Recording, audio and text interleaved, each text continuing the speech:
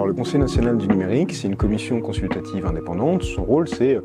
d'apporter un regard interdisciplinaire sur les impacts du numérique sur notre société. En ce moment, on s'occupe de préfigurer un dispositif qui s'appelle Caféia et qui est censé permettre d'organiser partout en France des moments conviviaux d'échange, de débat, d'expérimentation, d'appropriation de l'intelligence artificielle.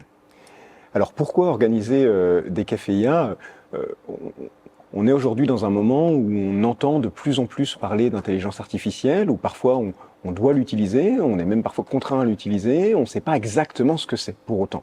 On va en entendre parler à la télévision, dans les médias, sur les réseaux, mais ce qu'on réalise, c'est qu'il y a ce besoin de plus en plus de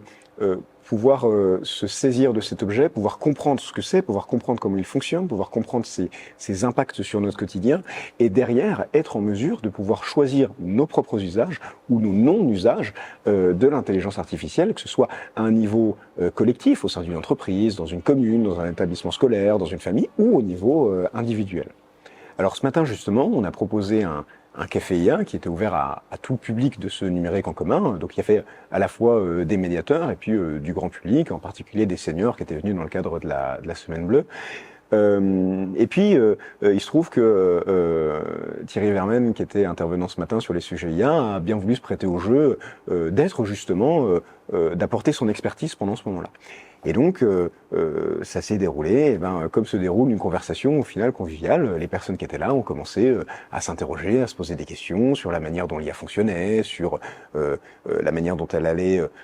favoriser la diffusion de fausses informations, sur l'origine des différents outils qu'on a entre nos mains. Et l'objectif était justement que